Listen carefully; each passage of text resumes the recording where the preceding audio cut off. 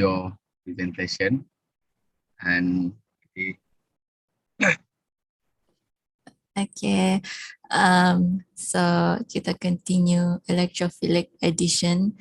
So yang kita belajar electrophilic addition untuk alkene. So kenapa dia why alkenes akan react through electrophilic addition? It's because they have CC double bond. So CC double bond, since semua bond yang lain ada 2 elektron, but CC double bond ada 4. So it has relatively high electron density. So it is susceptible to electrophile attack because electrophile, they're attracted to regions of high electron density. So untuk this mechanism, kita belajar contoh guna propene and hydrogen bromide. So macam ni lah, kita nampak dia ada 2 kan. So the one on top here, dia produce minor product. Terus yang bawah ni produce major product. So how do we know?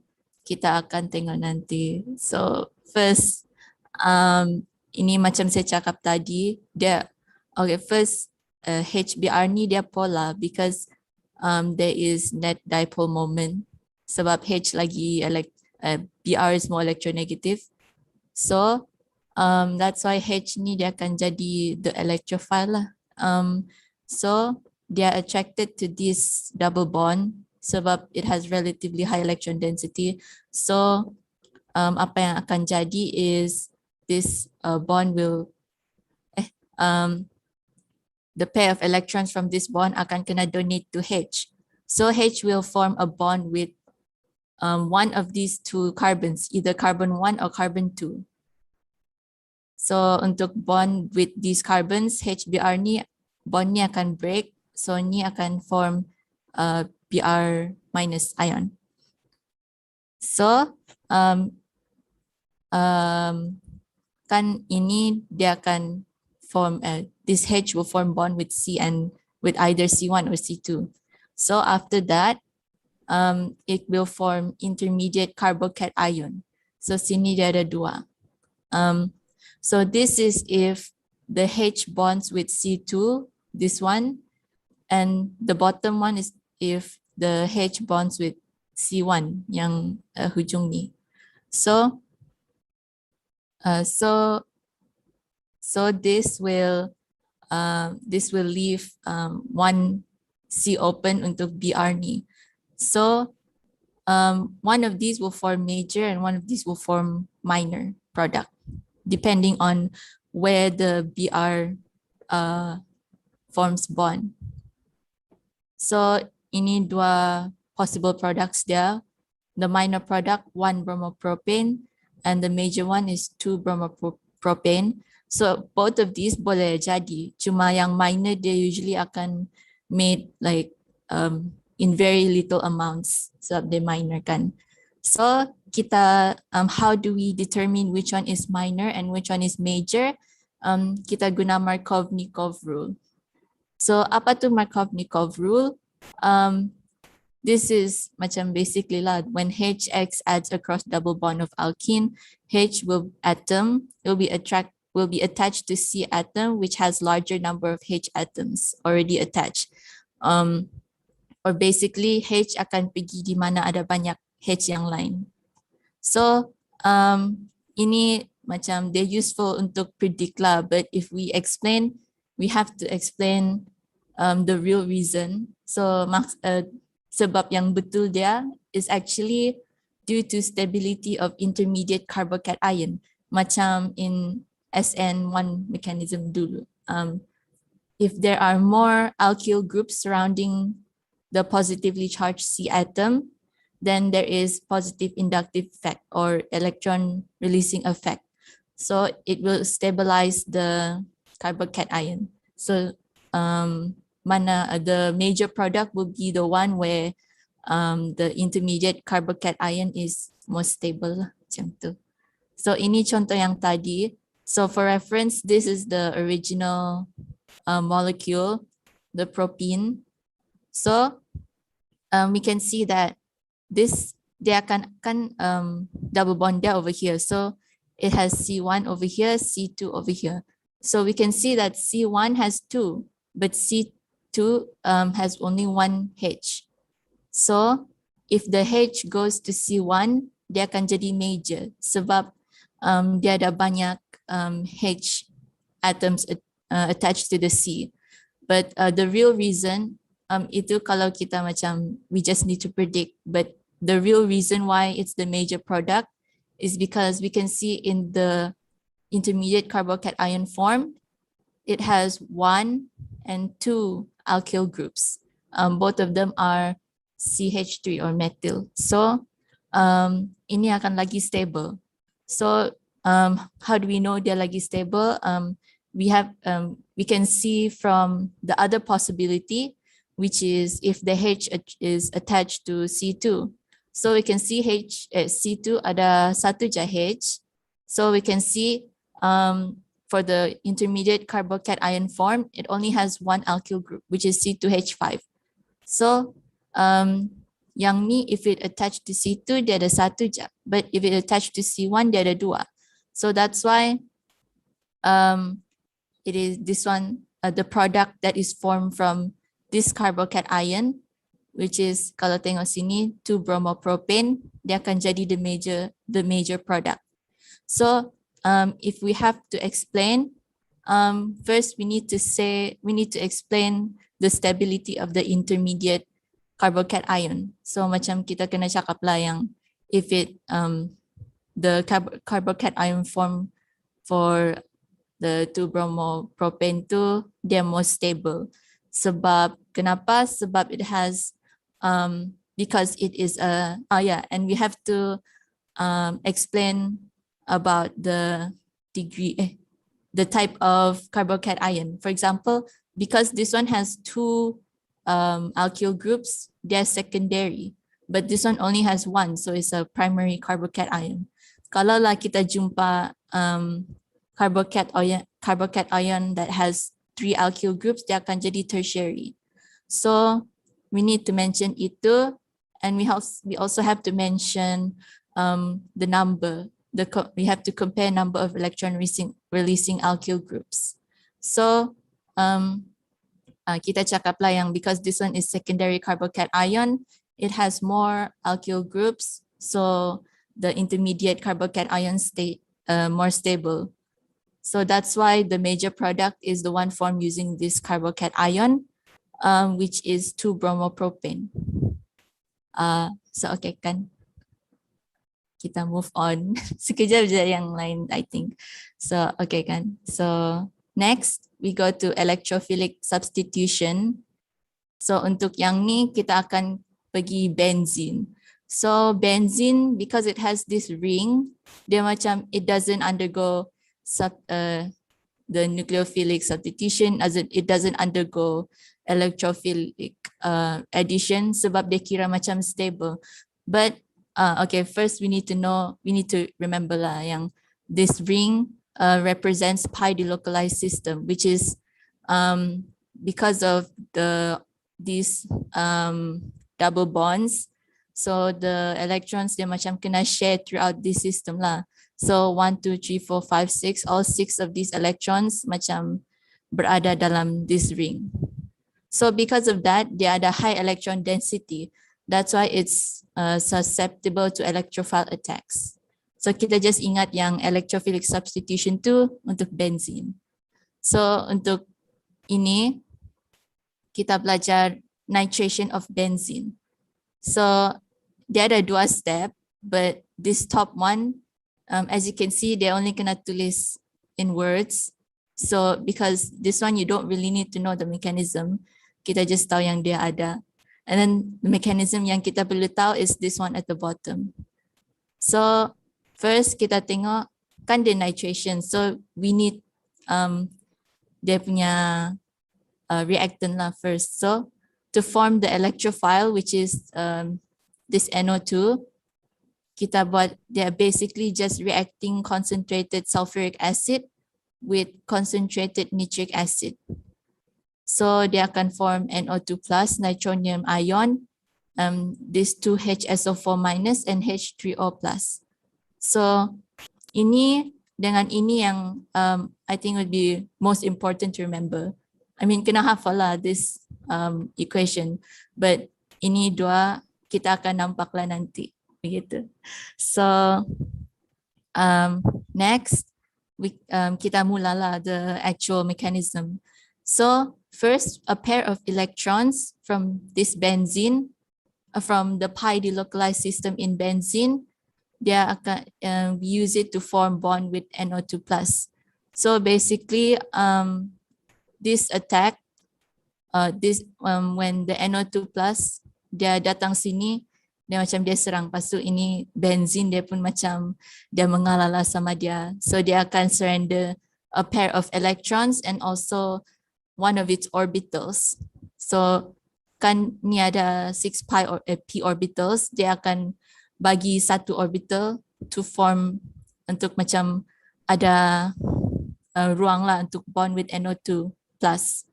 And also this reaction, this attack can be considered Lewis acid base reaction sebab the electrophile is NO2 plus sebab dia terima the electrons, and the Lewis base or the nucleophile, which is the one that donates the pair of electrons, is benzene. So kita nampak ada curly arrows, so that means ada movement of pair of electrons. So in step 2 we can see bentuk dia lain sudah. We can see that first the ring sebelum ni dia bulat, but now they're just a C. So this is because to form bond with NO2 plus, one of the carbon atoms must use one of its orbitals and also pair of electrons there, which was part of the pi delocalized system. So because contohlah dalam gambar ni kita nampak this C atom is the one that yang jadi mangsa lah. So dia yang terima the NO2. So macam dia hilang sudah one orbital because it needs to make way for this NO2. So that's why this this delocalized system, it cannot touch this C. So macam kita nampak ini dia kena, ini dia kena, ini kena. But ini the ring dia tidak sampai this C. So that's because dia hilanglah satu orbital. So kita lukis, kita tidak boleh kasih the C kena, we cannot make this line touch this C. And so it only extends over 5 carbon atoms. So also, if you remember, sebelum ni, the ring dia ada 6 sebab this 6 p orbitals kan. So the ring used to have 6 electrons, but now it only has 4 sebab ada pair of electrons donated to NO2 plus, so dia jadi this bond. But we have 5 carbon atoms. So 5 carbon atoms, but only 4 electrons. So akan ada satu carbon yang dia macam tidak cukup stok lah. So that's why dia ada positive here. So ini pun kira carbocation lah. So this is an intermediate carbocation. So next, for the mechanism, untuk macam restore this ring, the CH bond, which is this one, it will break. So when it breaks, dia macam pair of electrons yang kena guna for this bond, dia akan masuk balik this system, and also the pi bond at the orbital, the orbital which was used up in this CH bond, dia akan masuk balik the system.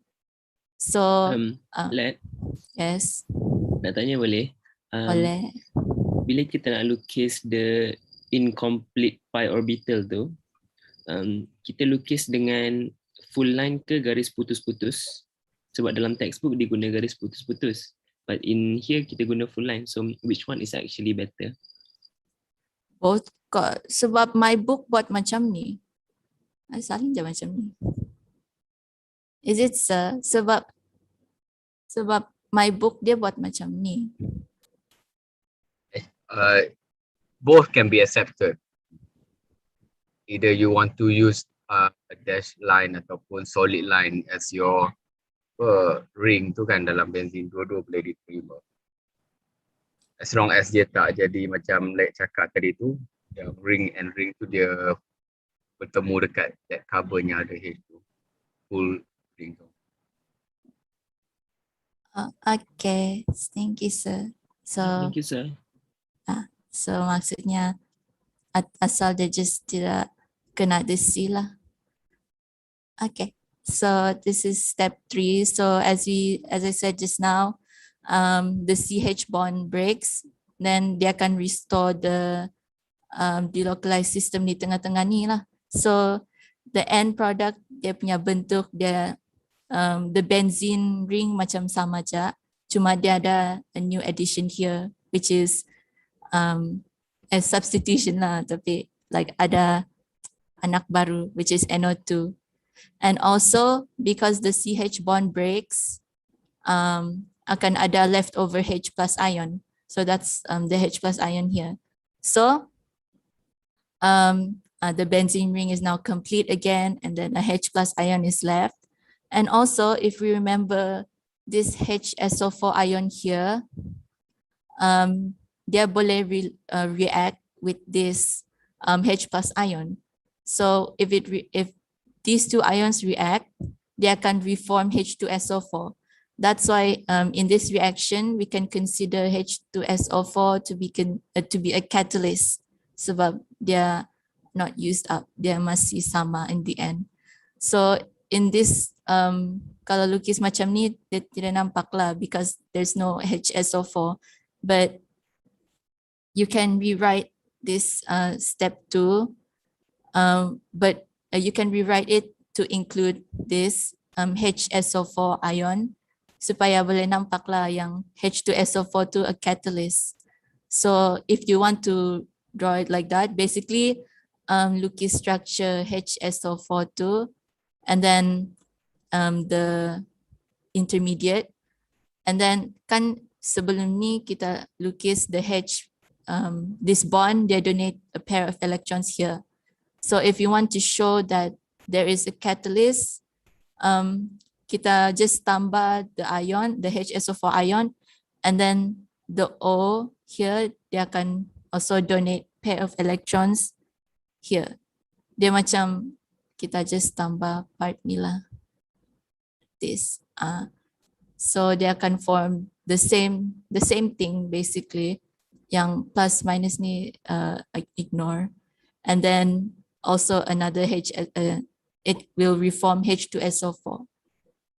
So that's all for that part. And yes. Nak cakap sikit boleh Leticia? Boleh sir. Okay, apa sambungan from the question from Arif tadi kan? So Arif ask you whether you can write it the dotted line ke ataupun dashed line to represent the mana? What I call it? The ring tu kan. So look at the slide for when you trying to explain the catalyst for sulfuric acid before reduction. Okay, you can see here. If you look at the benzene ring tu, this structure is not using something like macam bentuk ring kan, it's using something like a calculate structure. So if you want to use this kind of what you call it, style in order to show the mechanism in the nitration of the benzene pun boleh diterima juga. So ada 3 cara actually to represent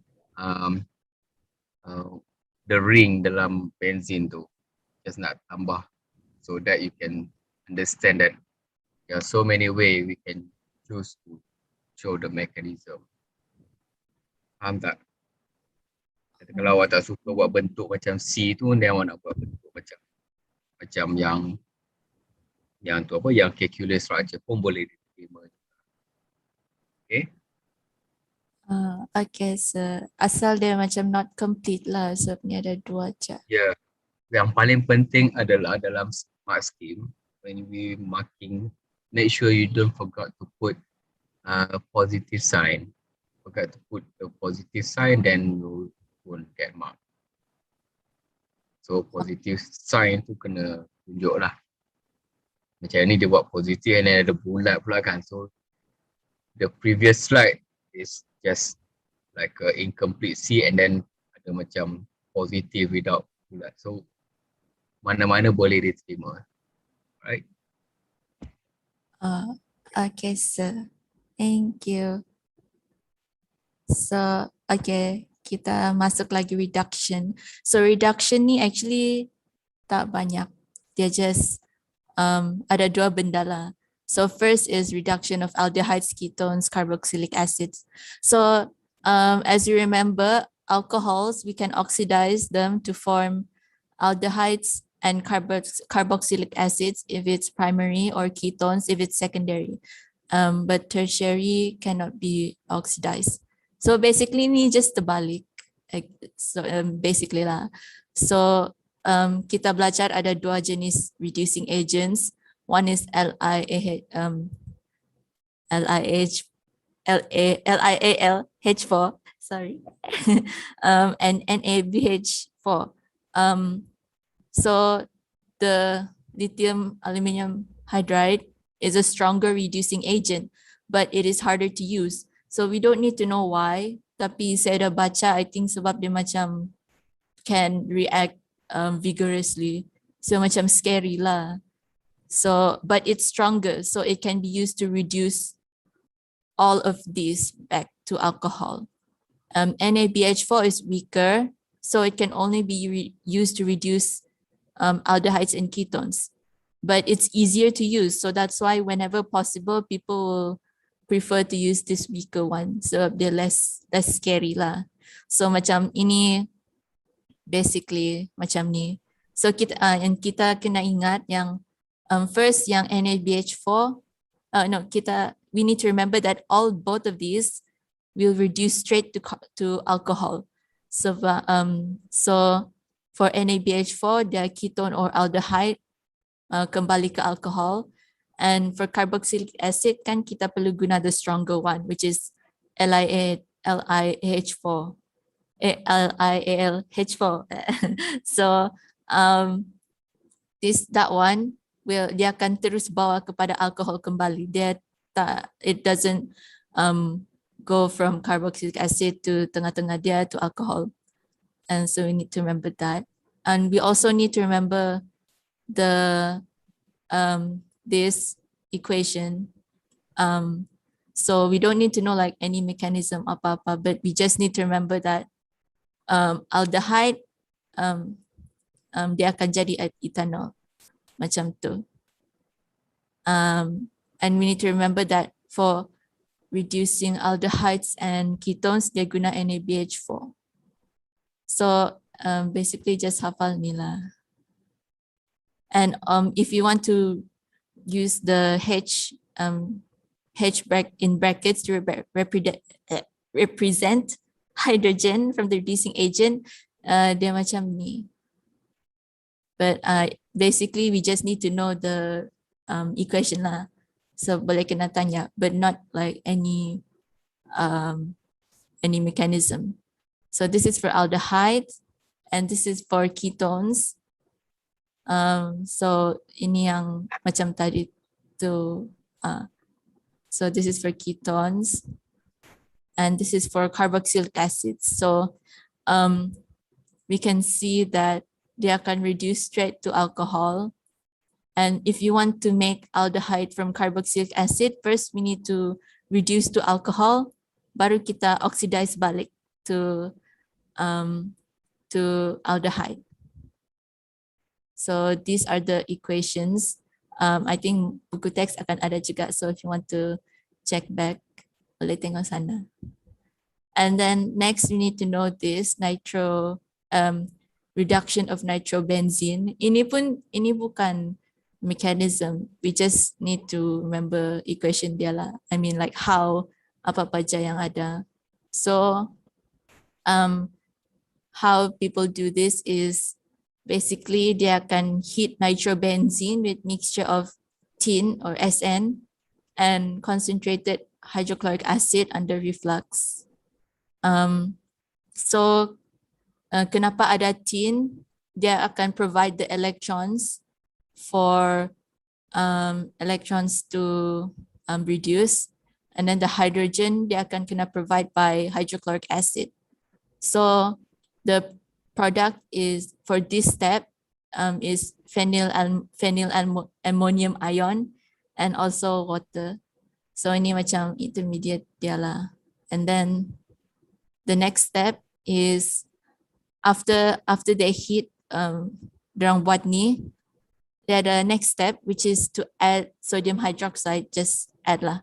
So it will provide OH minus ions. So OH minus ions ni akan react with this 1H plus ion from this phenylammonium ion. So they can remove that H plus ion to make it into phenylamine and H2O. So we just need to know process dia lah. So, and this is also a summary because kadang-kadang especially in like objective dia akan tanya macam what is the reagent or something gitu-gitu involved in these steps from benzene to phenylamine contoh lah, then dia bagi table. So we just need to remember that from benzene to nitrobenzene, their electrophilic substitution or nitration of benzene involving concentrated nitric acid and concentrated sulfuric acid. So from nitrobenzene to phenylamine, they undergo reduction. So it involves tin, concentrated hydrochloric acid and heat, and also sodium hydroxide solution. So dia macam ni step 1, ni step 2. So that's all for mechanism. Sorry, panjang. Yeah, so that's all. Thank you. Nak tengok balik slide yang equation tu. Yang mana ni? Slide equation reduction. Lepas tu nak add on sebab ada satu soalan ni dia keluar 2018 and then you have to remember the reduction equation sebab dia ada banyak version of reduction equation. One is in the Cambridge and one is in the Oxford textbook. So kena hafal. Okay, tu je. Faham ke? Jima ingat tak? If not, kalau dalam lah. ada. Kalau dalam nak tambah, okay. Kalau dalam Oxford, dia buat C6H5NO2 plus 3SN plus 7H plus. Okay. Arrow C6 H5 and H3 plus 3SN2 plus 3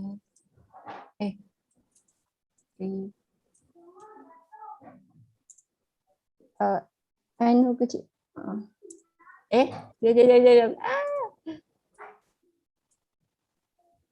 Dia. Okay, sorry. Plus 2H2O. 2H. Yang ni kalau dia tanya formation of tin. Okay, dah.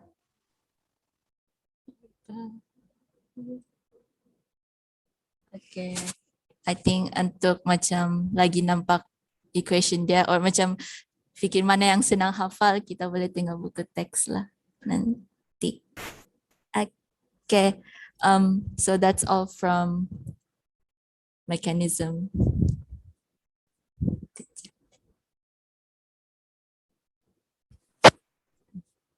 Okay, thank you, Let. So basically, Let dah cover banyak sangat pasal mechanism ni. I think the presentation covered so much information yang penting. And it's a good sharing juga. Hatimah dia cakap there is a 2 equation, yes. if you refer different textbook ataupun different resources, memang akan ada different dia punya uh, equation yang tu lah kan. Tapi basically benda tu menerangkan tentang the reduction of the nitrobenzene. So if you want to refer to the textbook, make sure kena hafal betul-betul. So for the reduction ni, reduction of benzene atau nitrobenzene ni, basically you just remember lah. Remember the equation tu yang penting. So dia tak akan tanya mechanism because mechanism is quite complicated ataupun panjang. So you just remember the equation and the role of ataupun the condition for the reaction to occur. For example, the comparison between benzene to the nitrobenzene. So if in the benzene to the nitrobenzene, kita guna sulfuric acid as a concentration yang Led mentioned just now. And the nitrobenzene reduced to the phenylamine, then we use the transition metal, tin ataupun SN. So both of the panggil tu catalyst tu different type of catalyst. So the question can come out in so many ways. Like benzene to the nitrobenzene, we use a homogeneous catalyst, for example. Hopefully you remember that concept. And nitrobenzene to phenylamine, we use transition metal ataupun solid. And it's very good juga bila Led cakap yang transition metal tu is a source of electrons. As we know, the reduction is all about we add electrons to the compound kan. So the molecule ataupun compound to receive electrons. So they reduce. And of course, if you want to get electron, mesti something yang high ataupun yang rich in electron. So we use transition metal. It's very good. So gambar pun macam semuanya banyak dah di cover kan. Semuanya sama ada korang faham ataupun tak. Tak tahu lah, saya rasa saya faham je tengok Leticia present. Okay, ada apa nak tanya? You can ask now. Or before Leticia nak proceed lagi ke? Not me lah sir, but kalau orang lain yang buat yang present the next thing wants to continue boleh je. Ya, memang Sir, boleh. In IB, are we expected to know about steric hindrance? Steric hindrance, yes, that concept kena tahu lah. Like macam mechanism, right? You have to what does it mean by steric hindrance? Kena tahu the confidence of the molecule. So, halang dia untuk the mechanism. Right. So we have it's already 9:30 kan. So maybe we take break for 5 minutes so you can go to the toilet ke ataupun you can make a cup of coffee ke ataupun apa sajalah. So we break for 5 minutes, okay? Nanti kita sambung dengan presentation siapa dia lepas ni Leticia?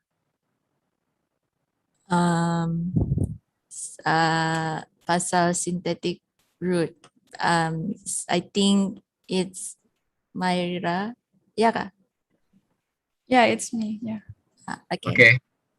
In 5 minutes, 9:35 kita bersiar lagi, okay?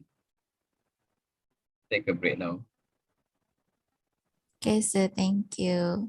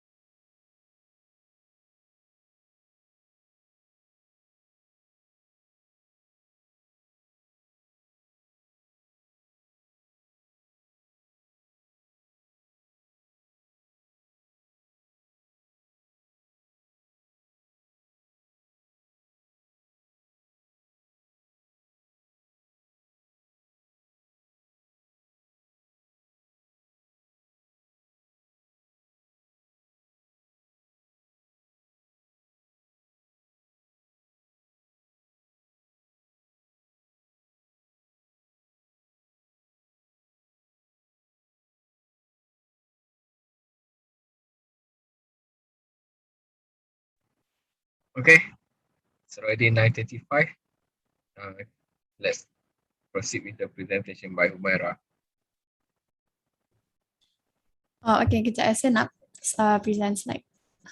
All right.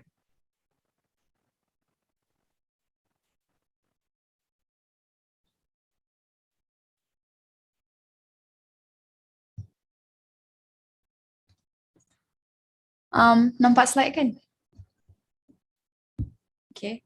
So I will be presenting about synthetic routes. So as we know, synthetic routes, there is actually a series of steps to assemble a specific chemical compound from smaller, like less bulky chemicals. So I want to ask, so who can answer what is the process involved in the formation from alkene to alkene and the conditions for it? Siapa boleh jawab?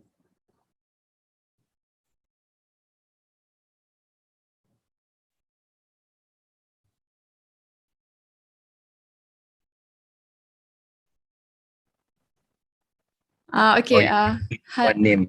Okay. Jima, do you know?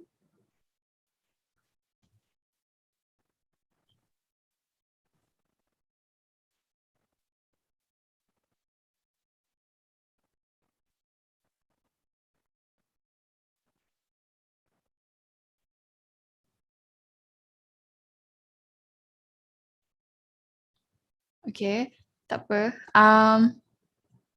Hamra. Okay, Jima kata hydrogenation. So Hamra, what are the conditions for hydrogenation? Nickel catalyst. Yeah. Nickel catalyst. Okay, correct. Okay. Okay. So okay, betul? So what about from alkene to halogenoalkene? What is the process called?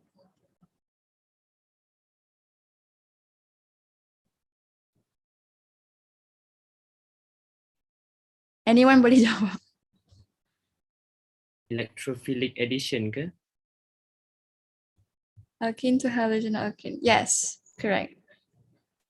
So examples. Okay. So for nampaknya like okay. So for alcohol, as we know, you can turn okay, what is the type of sorry. What is the type of alcohol to get aldehyde? Anyone? Is it primary? Betul. So the conditions?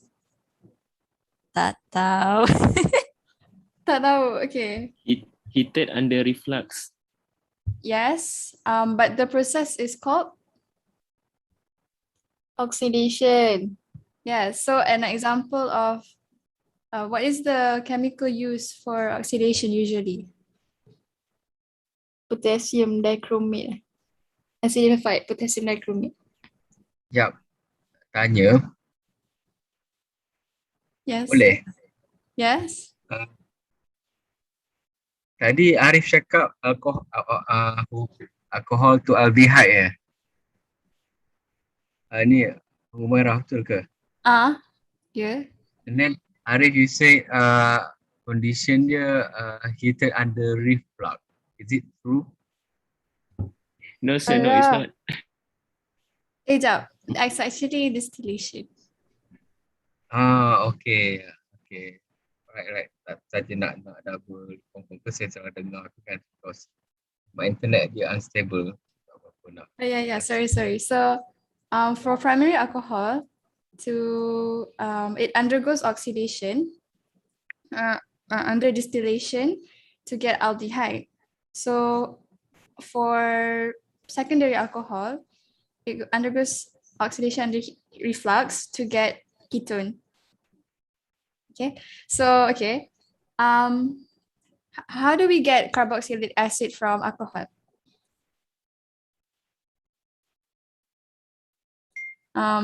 Husna.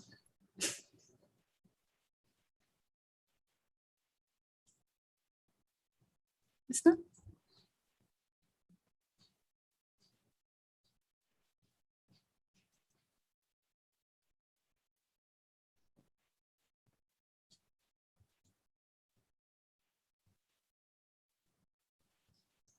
The question was how to get carboxylic acid from alcohol.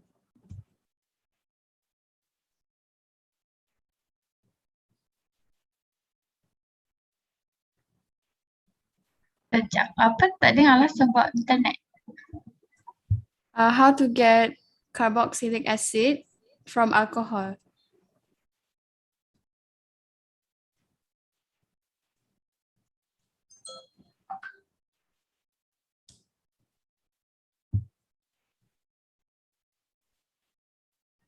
Okay, tak apalah orang lain.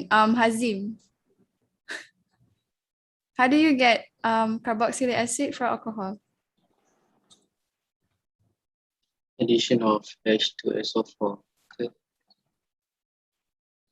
H2SO4.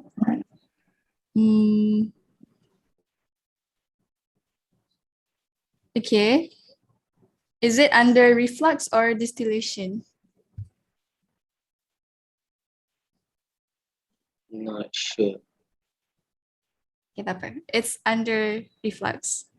So, okay, tak apa. I just show every process here. So just to ingat balik semua ni. So to get carboxylic acid from alcohol, it undergoes reflux, oxidation under reflux. So to get ester from alcohol, we add concentrated sulfuric acid. So okay, ni lah boleh baca lah. Okay, so we also in synthetic route we also have retrosynthetic approach. So this approach dia untuk dapat it's like working backwards to design for a particular compound.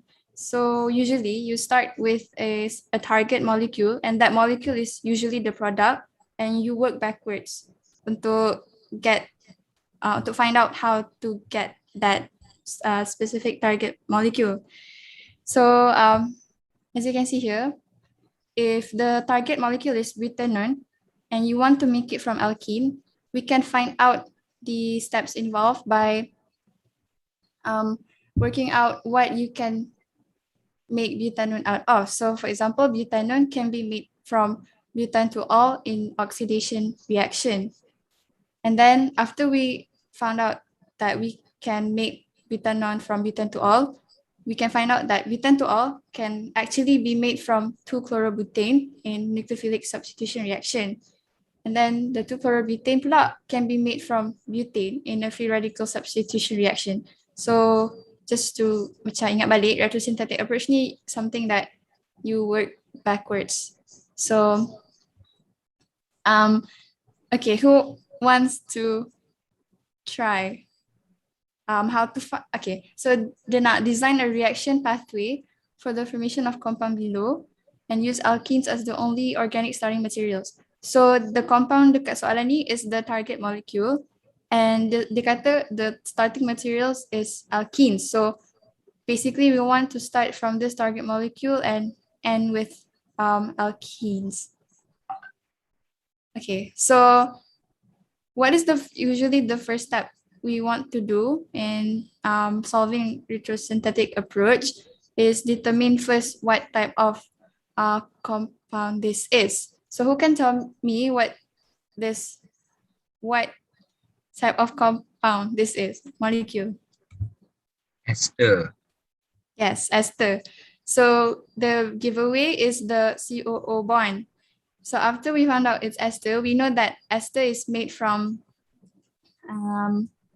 alcohol and Carboxylic acid. Yes, carboxylic acid. So as we see from the molecule here, on the left side, we have the alcohol, which is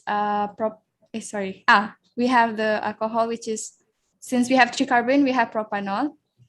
On the right side, we have 2 carbon atoms, so that's ethanoic acid.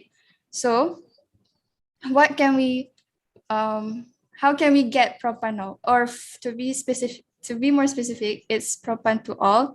So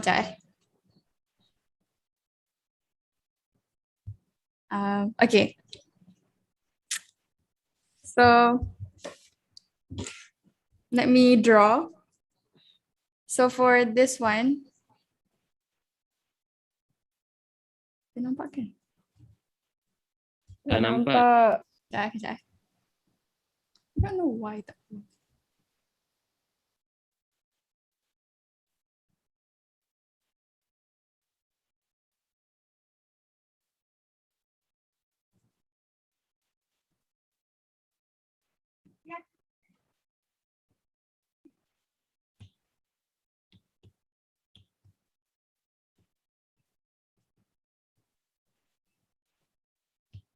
Okay, tak apalah. Okay, so from macam mana nak tunjuk? Kejap.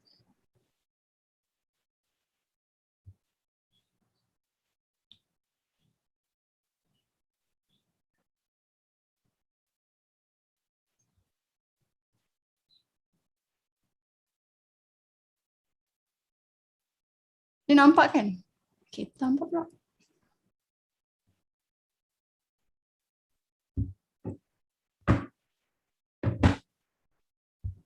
Okay, tak apa. So for this one is the propan to all alcohol. And we can determine that propan to all can be made by hydrogenation of propene. And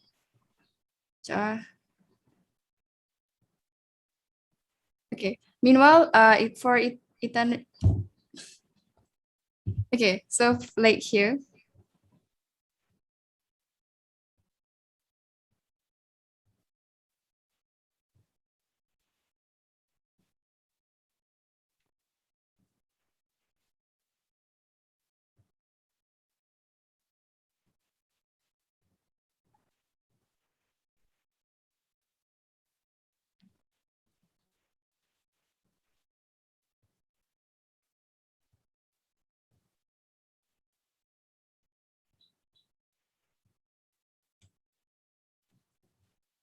so we can determine that we can get propan to all here.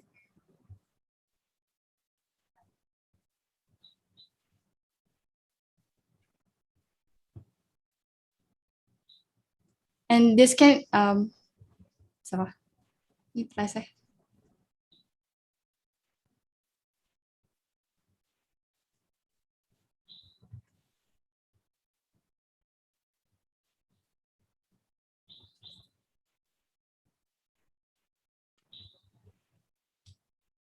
Okay, so this is propan to all.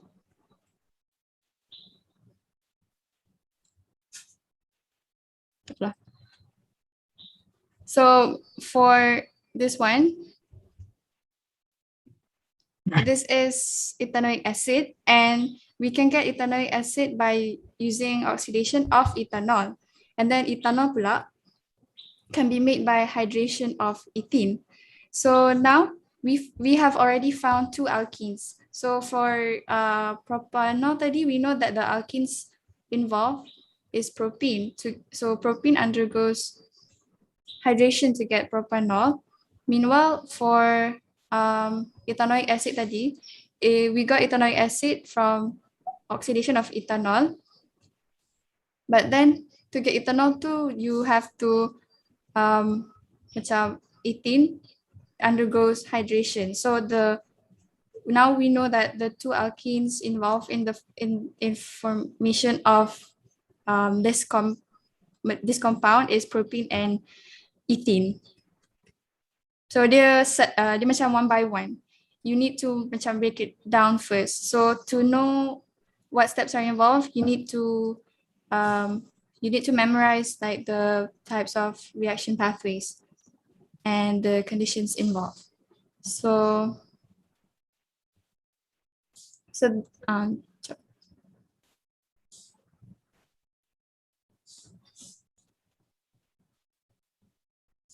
okay, so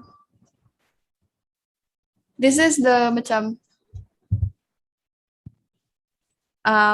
ni macam the a simplified version too. So from this, we know that ethene undergoes hydration to get ethanol, and then that ethanol will undergo oxidation to get ethanoic acid, and then that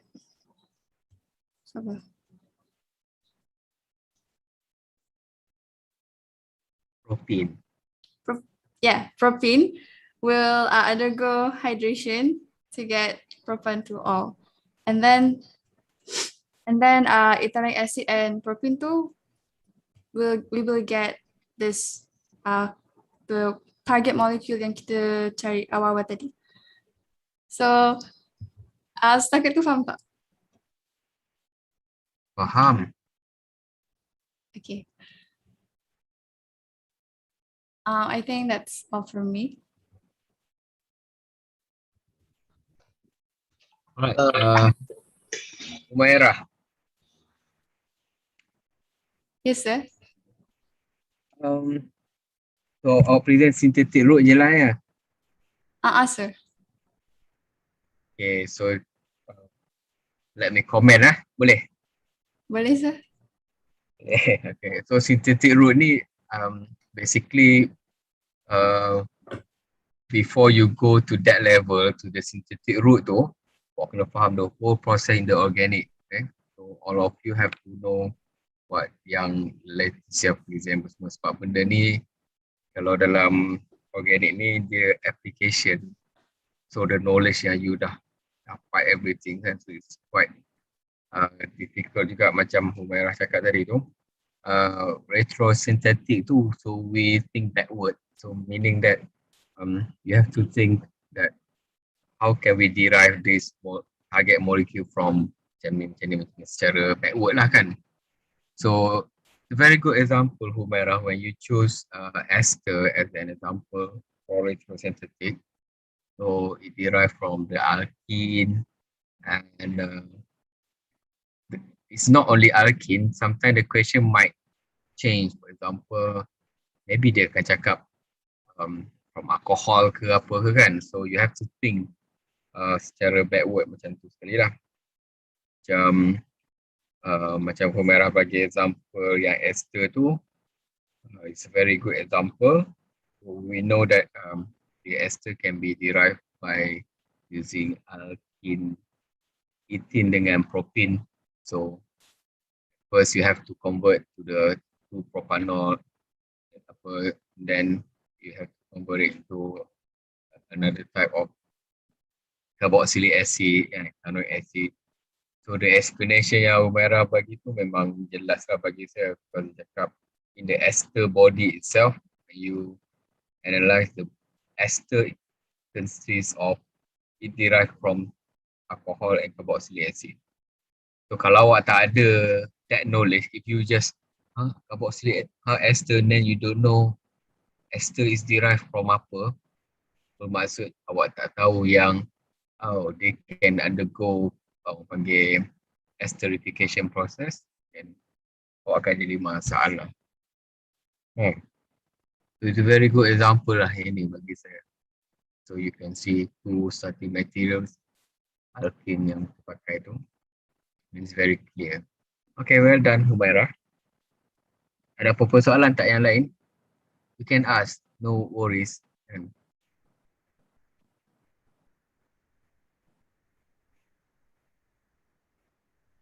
Kalau soalan tu dia twist sikit kan, contohnya starting material daripada hall ke apa, dan mungkin ubahlah sikit dia punya root tu.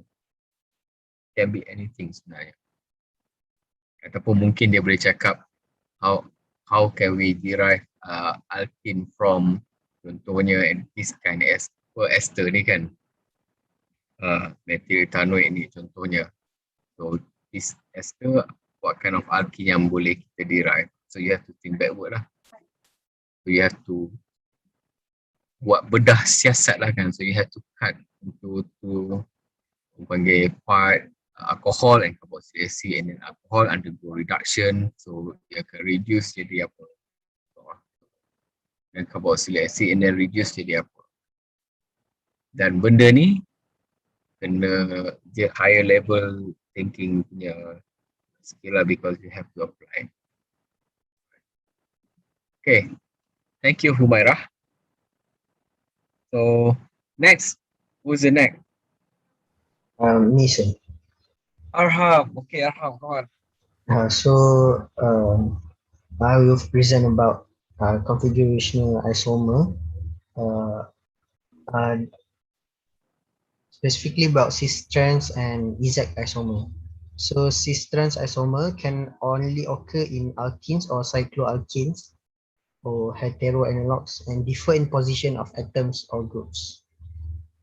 So next slide. So this is about stereoisomer. So I will only present about geometrical isomerism. It's just an easy one setelah kita dah belajar yang susah, kita belajar yang senang je sekarang. Okay, next slide. So geometrical isomer. It happens because double bonds are not free to rotate.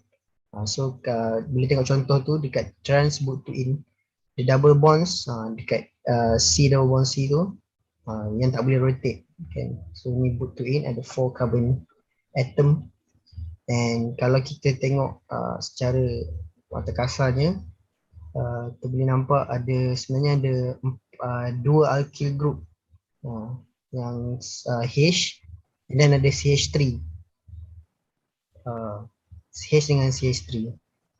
So in the trans isomer, the substituents, the CH3 groups are on opposite sides of the double bond.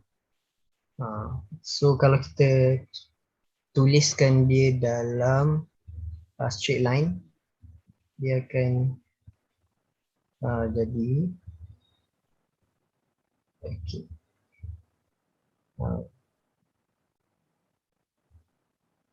Dia tak straight lah, tapi dia bengkok, tapi sama.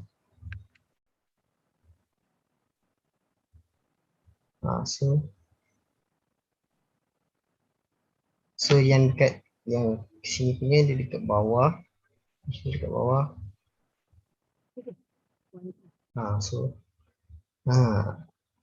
Gitu. Dia opposite side. So trans kan. So saya tak tahu ni offensive ke tak, tapi saya ingat macam tu lah. Trans tu dia tak straight kan. So dia tak duduk sekali ya. Dia tak straight. Dia duduk jarak macam tu. Dia duduk tak straight lah, tak straight, dia duduk bengkok. So dia trans kan. Tapi kalau cis ni maksudnya dia perempuan lah, perempuan dia pengen perempuan. So cis maksudnya dia straight lah. So kalau dia straight, dia duduk sebelah-sebelah. Okay, CH3. Sorry. So sini pun CH3. Bawah H. So 2 alkyl groups. Betul lah tu ya. Okay, macam tu je. Saya tak ada soalan kot. So next slide. Sebab kita nak kena identify je. Ni more contoh lah. Padam ni pun susah juga ya. Okay, tu contoh lagi. So banyak contoh je. 1,2-dichloroethene, trans isomer dia cross. Tu Cl dengan Cl, H dengan H. So masih lagi 2 alkyl groups untuk cis and trans ni. Kalau cis isomer untuk 1,2-dichloroethene, Cl, H. Dan untuk cis boot to in pun sama juga. Dia punya alkyl group tu CH3, kita boleh nampak kat atas tu. Dia same side sebab dia cis. And then the trans dia opposite side, atas and bawah. Tapi kita still kena tengok the longest chain, jangan tengok only the two chain yang alkene tu, kita still kena tengok the longest chain untuk tentukan dia butene, lagi satu butene dengan dia kena genap lah. Okay, next slide. Okay, ni untuk ring structure pula. Kalau ring kita selalu tengok atas dengan bawah dia. Kalau dia duduk dekat atas sama tempat ataupun bawah sama tempat, maksudnya dia cis. Kalau dia duduk asing-asing, satu atas satu bawah, dia trans. Okay, trans 1,2-dichloropropane. Okay, next slide. Ni physical property dia. Chemical properties of geometrical isomer tend to be similar, but physical properties are different. Chemical properties bila dia react dengan benda-benda lah, macam react dengan OH ke, react dengan H2O macam tu. So chemical property dia sama, tapi physical property dia different, macam boiling point, melting point, malleability apa semua. So ni. Dan cis adalah polar and trans adalah non-polar. Apa? Edit information. Okay. So next slide. Okay, ni berkenaan Z dengan E pula. So Z dengan E ni sebenarnya dia lebih kurang je dengan cis and trans. Cumanya Z dengan E ni dia boleh jadi all substituent dekat dalam alkene tu, dia beza-beza. Empat-empat tu beza-beza. Tapi yang bezakan dia adalah priorities dia. So yang macam mana nak bezakan priorities dia, kita tengok molecular mass. So highest molecular mass on each side. So satu side tu dia ada satu highest priority, dia kena pairkan dengan highest priority yang lagi sebelah.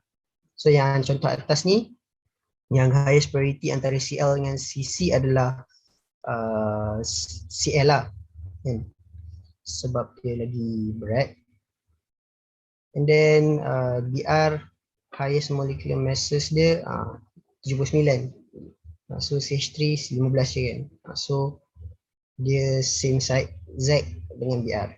So kalau ni kita boleh cakap juga cis, tapi sebab dia lebih general, kita akan gunakan Z.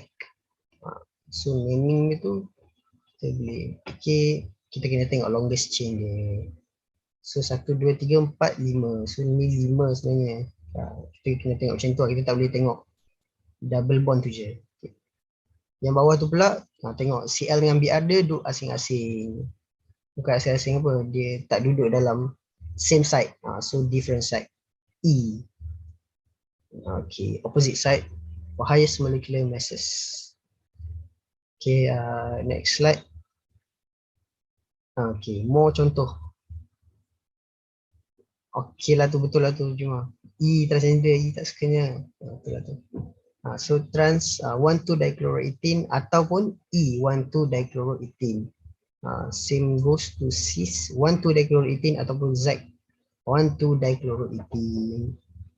Sama lah contoh kat bawah tu. Okay, so ni general lah. Kalau ada exception tu mungkin kita boleh tengok dekat peer tutoring nanti, dia orang buat soalan, kita boleh tengok.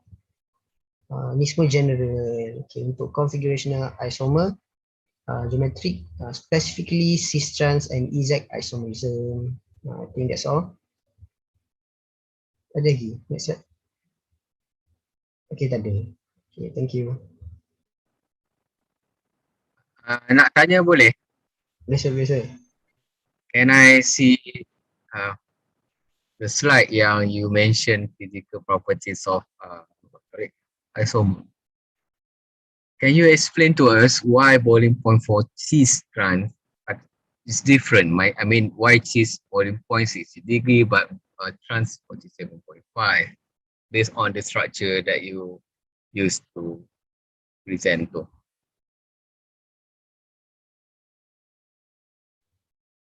Sebab ada the amount of energy untuk untuk break force dekat cis tu, dia akan lagi banyak . sebab dia punya structure tu dia lagi more dipole kot. Cancel higher dipole moment. Because it has a net dipole moment. Lagipun dia polar. So Okay, good. So because of yeah, so you have to relate balik dengan topik bonding, okay? For the example given ni, why boiling point is greater than trans is because it has a dipole moment. It has a net dipole moment. But for trans, okay, cara nak menjawab dia, korang kena jawab macam ni lah. If you just simply mention macam because it has a polar bond, so tak apa tepat. Because cheese, yeah, they got polar bond because of CCl, right? Trans pun, it has a polar bond too, CCl, because both of the structure got CCl bond. What makes this higher boiling point? Because the whole structure, when you look at the whole structure, it has a net dipole moment. Therefore, you can say that the molecule is a polar molecule because it has a net dipole moment. Trans, even though they have polar bond, but because dia adalah trans, so korang ingat balik lah vector dalam matematik tu kan, so dia cancel out dia punya dipole moment. So the molecule is not polar bond. The molecule is not polar. So that is how kita jawab soalan, okay? It's not simply cakap case tu dia ada polar bond. Tak boleh, because trans pun ada polar bond juga. Okay? What makes this higher boiling point? Because of net dipole moment. Right, thank you Arham.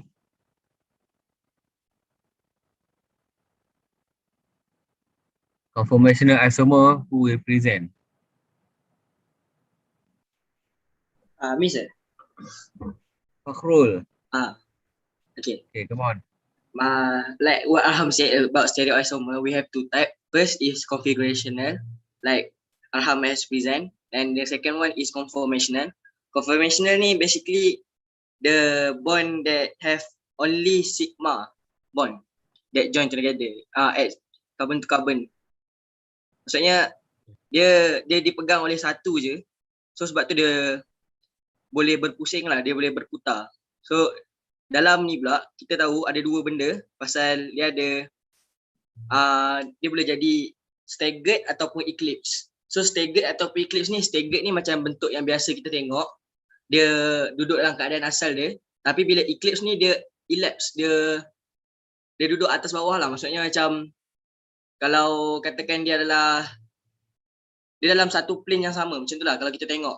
Kalau kita tengok dalam 3D mode, dalam 3D punya bentuk, kita nampak dia dalam satu plane. So yang tu akan menyebabkan dia adalah eclipse.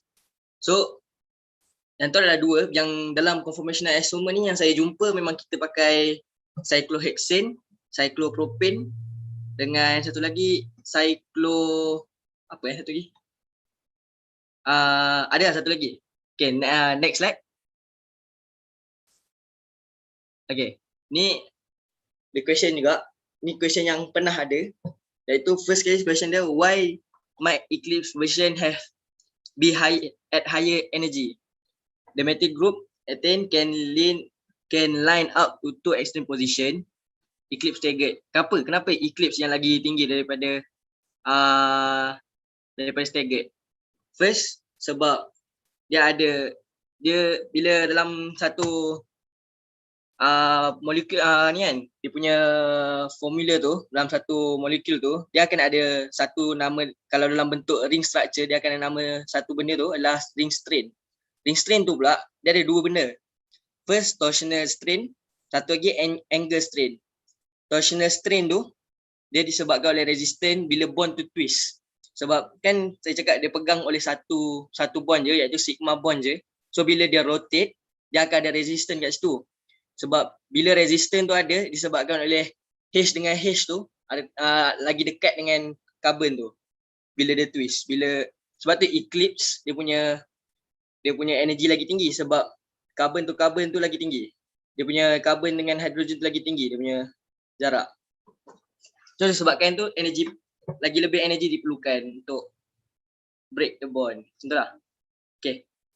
Kalau angle strain pula, angle strain is the increase of potential energy of the molecule due to a bond angle deviating from ideal values. So angle bond ni lebih kepada macam bila dia rotate, dia punya angle akan berubah tau. Ada kat next slide punya contoh. So bila angle tu berubah, dia akan menyebabkan strain, so dia akan twist lagi sekali. Sebab dia nak bagi dapatkan keadaan yang stable lah. Sebab molekul ni diorang akan cuba sedaya upaya diorang untuk achieve stability tu. So bila dalam ring structure, kita tahu yang ring structure ni biasanya dia adalah stable. Tapi bila dalam ring structure ni still ada benda yang boleh menyebabkan dia instability juga, iaitu ring strain ni. Okay, next slide. Okay, yang atas tu, okay, first ni cyclopropane. Cyclopropane, dia it's not really possible to have staggered version. Sebab ada dalam buku teks juga dia ada cerita macam mana, dan basically dia tak boleh sebab dia 3 je. So dia susah nak dalam bentuk staggered macam mana nak cakap, tapi dia akan sentiasa dalam bentuk eclipse, dia akan sentiasa overlap. So sebab tu dia menyebabkan dia adalah kurang stable. Dia sangat kat situ dia kata why it is so unstable, sebab bond to strain dengan dia senang untuk fall apart. Okay, itu untuk cyclopropane. Cyclobutane. Question dia ialah which conformation would be favourite? Mana satu yang lebih favourite? Dalam conformation isomer ni kita ada empat bentuk yang kita akan boleh dapat, iaitu boleh jadi chair, boleh jadi boat, boleh jadi half boat, boleh jadi half chair. So yang antara empat tu yang paling stable adalah bentuk chair. Yang tu just fact je. So kat sini dia punya bentuk yang lebih favor adalah yang sebelah kanan tu banding dengan sebelah kiri. Sebab dia ialah bila dalam bentuk belah kiri tu, sekejap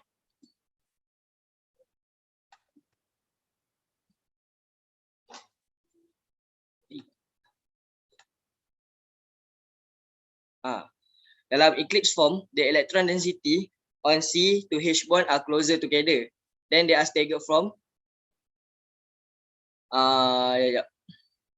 silap lah. Mana note tu? Basically sebab bila dia dalam bentuk staggered, dia bentuk boat macam ni adalah bentuk boat kalau tak silap. So dia dalam bentuk boat macam ni, dia lagi stable disebabkan oleh berlakunya, dia tak ada, okay, yang first ni, yang belah kiri ni, dia berada dalam bentuk eclipse tau, kalau kita tengok betul-betul. Sebab kat atas tu semua H redundant semua. H atas tu pun semua redundant, bawah pun semua redundant. So dia dalam bentuk eclipse mode. Eclipse punya version lah. So bila dalam eclipse version, kita tahu yang dia kurang stable sebab dia adanya repulsion tu tinggi. So bila repulsion tu tinggi, dia akan tend to sweep to apa kita panggil twist. So bila dia dah twist, dia akan jadi macam ni lah. Dia akan ada empat tu dia boleh jadi. Tapi yang paling stable adalah chair. Tapi dalam soalan ni dia akan jadi macam ni. Sebab bila dia twist sikit, angle dia pula akan jadi strain. So mula-mula dia strain sebab torsional, lepas tu dia strain sebab angle pula. Tapi yang paling elok adalah, yang paling nice sekali ialah dia punya ni lah, torsional strain tu memang tak buat macam kalau kita rankkan dia, torsional strain lagi menyebabkan instability berbanding dengan angle. So disebabkan tu lah dia punya second tu yang lagi stable. Okay, next slide. Yang tu je dalam conformational isomer. Dalam conformational isomer ni basically dia just terangkan tentang yang bond tu bila dia dalam bentuk sigma bond sahaja, dia boleh twist, dia boleh kita panggil rotate. Sebab kalau dia dalam bentuk dua dia dalam bentuk sigma dengan pi bond, dia tak boleh rotate sebab dia akan putuskan bond tu.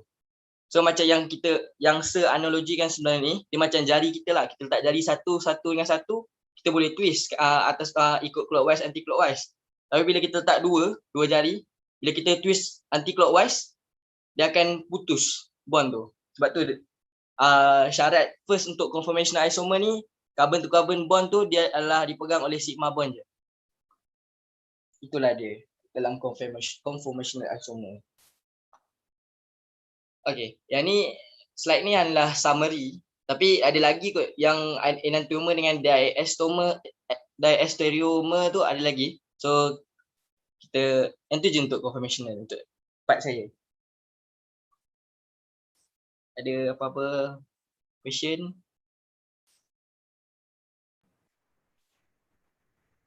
Ada apa-apa soalan boleh tanya Fakhrul about the conformational isomer. So can ask Fakhrul. Hari nak tanya tadi yang patutnya bentuk paling stable chair. Tapi sebab untuk molekul tadi yang paling stable boat. Macam tu ke? Sebab dia bagi dua tu lah. Kalau dia ada bagi bentuk chair lah yang paling stable. Tapi biasanya dalam soalan memang paket conformational ni adalah bentuk boat macam ni lah. Saya dah tengok beberapa resource pun memang kalau cyclobutane dia jadi paket, dia kata perkataan paket conformation je selalunya memang gambar dia bagi yang ni. So yang ni lah. Kalau dia bagi banding dengan chair, bentuk chair apa semua memang chair lah yang paling stable.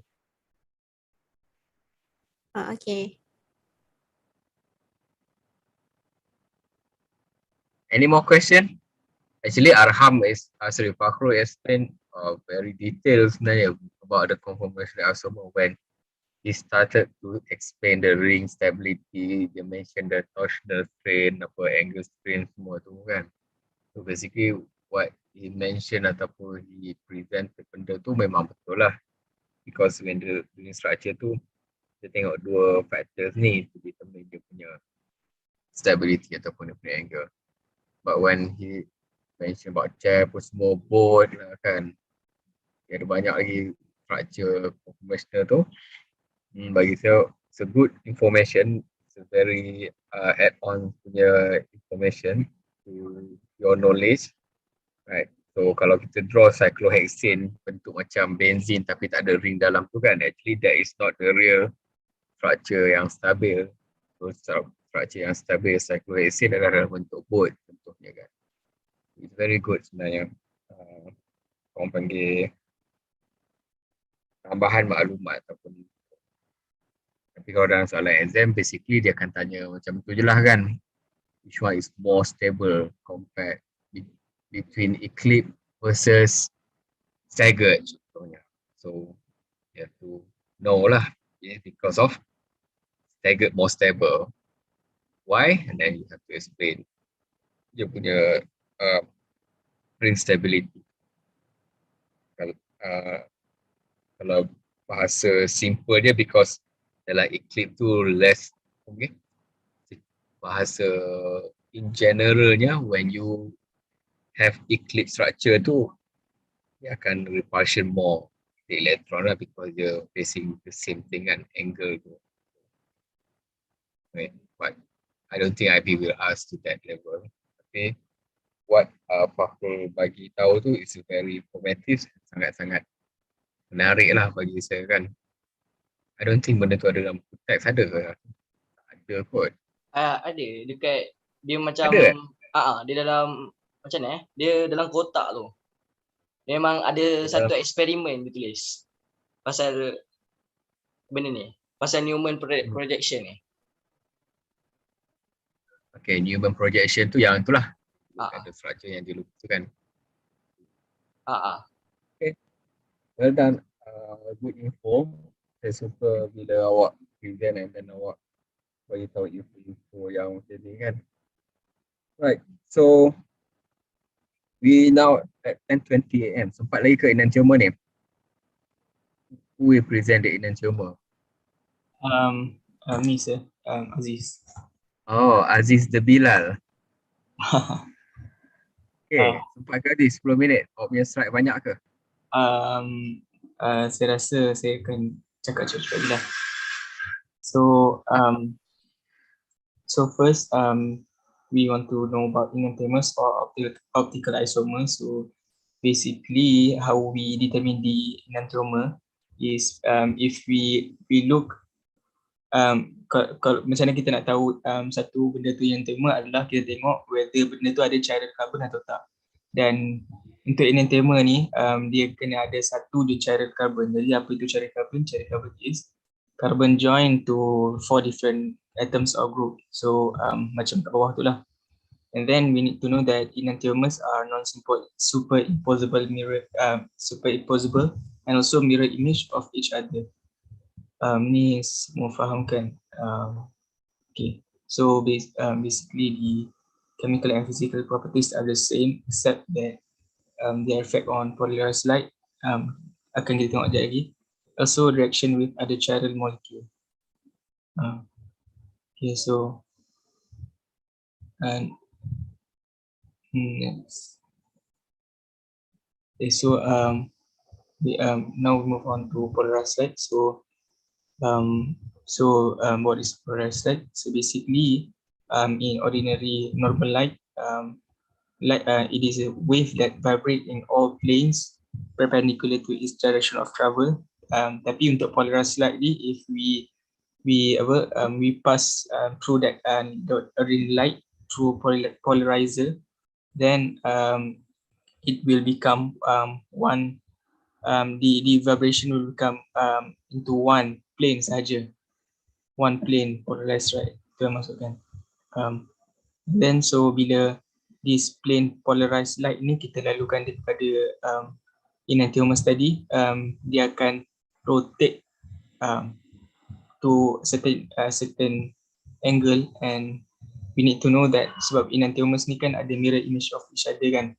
So for each enantiomers tu, the angle will be the same, but akan jadi macam terbalik je lah. Macam contoh kita tengok ni kan, enantiomer A ni dia punya angle maybe 20 degree tapi to the right, while enantiomer B ni 20 degree juga tapi to the left. So next.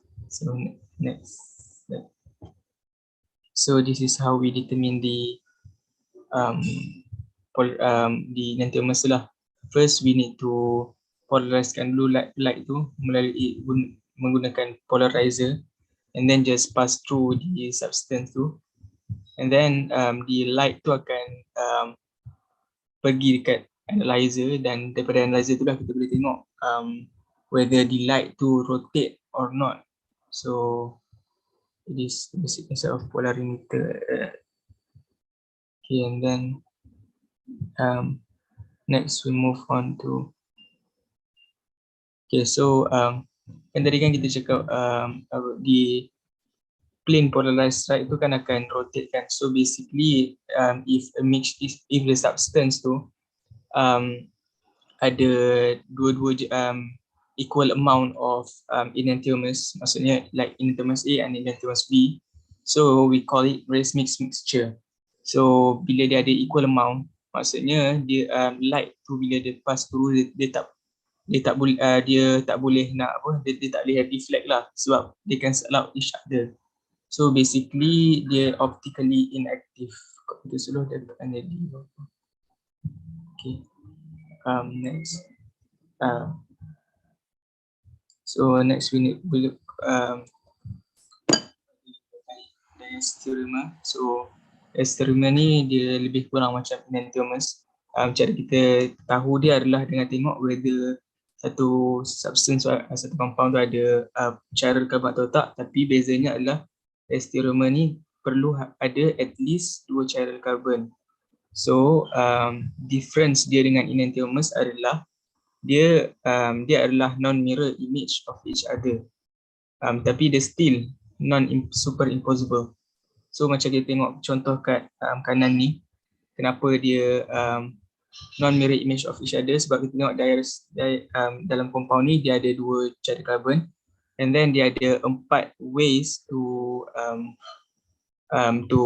rotate lah, to rotate. So basically kalau kita tengok ni yang D erythros tu dengan D thyreos, dia berbeza, dia bukan mirror image of each other. So itulah properties of diastereomer. So and then the physical and chemical properties pun akan lain lah sebab different alignment ni kan. And then not all of them is optically active. and how in one substance tu how we determine the number of possible optical isomer is basically 2 and n tu merujuk kepada number of chiral carbon. Maksudnya kalau chiral carbon ada 2, maksudnya number of possible optical isomer is 4, macam yang contoh kat kanan. Then I think that's the end of my presentation.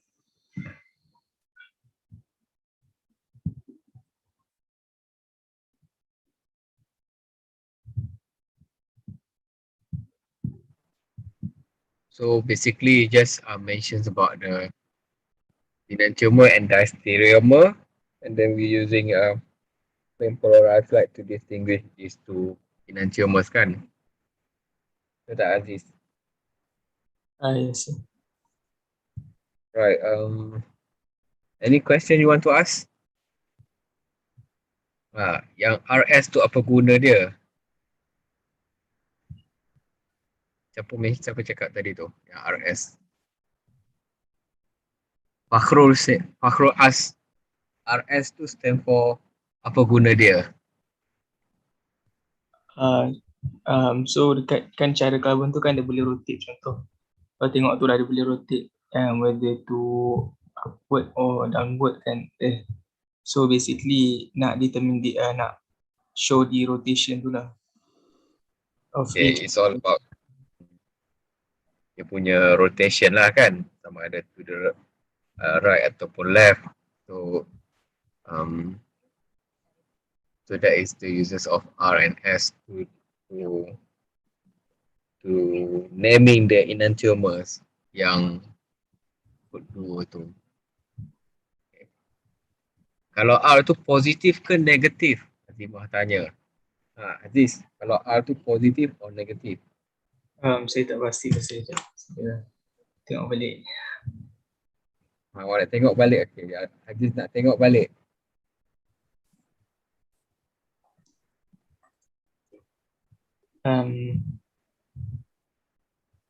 So kalau to the right kita panggil dia positif, kalau to the left kita panggil dia negatif. So if it is going clockwise R, if counterclockwise S. So basically kalau to the right R, to the left S.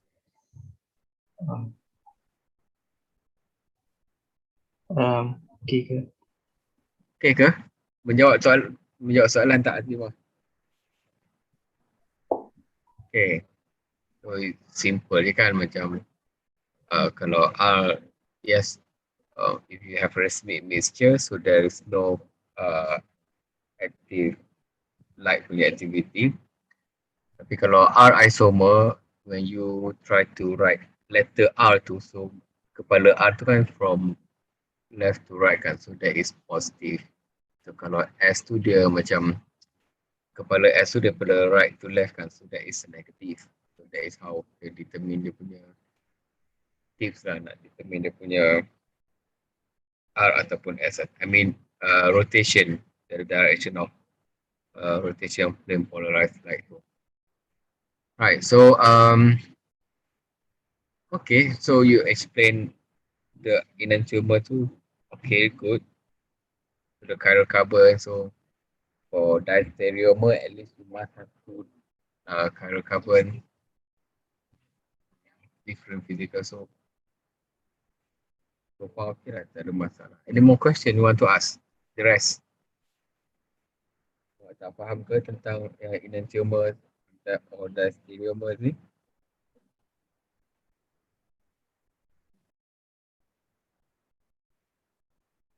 Okay, kalau tak ada apa-apa soalan, kita ada lagi seminit untuk ni. Kita tamat kelas. So anyway, thank you Aziz for the presentation. Saya faham lah kan dengan presentation awak, so harap kawan-kawan yang lain pun faham juga. So the next class, my plan adalah kita buat soalan. So, bila buat soalan ni, the next group yang akan based on the presentation from Leticia, from Humaira, daripada Arham and the gang, semua Pak Aziz tu. So, apa yang diorang present tu, saya nak the next group akan try to compile as much as you can the question. And then, kita akan discuss together dalam kelas. dalam online kelas ni. So the next class, target saya adalah kita akan try jawab soalan yang berkaitan dengan presentation. Lepas dah habis presentation, and then kita akan go to the class punya exercise lah. Maybe you can pick from the past year. Actually, everyone can access the past year question kan, tapi I want you to put an effort to collect, to compile everything. Right, so next group, siapa dia group yang tu? Group peer tutoring kan. So group peer tutoring tu yang akan compile and terpulang lah group leader compile ke ataupun partner dia ke. So mesti fair and square lah kalau seorang tu compile. Nanti masa dalam kelas kita akan, the other one tu akan try your best.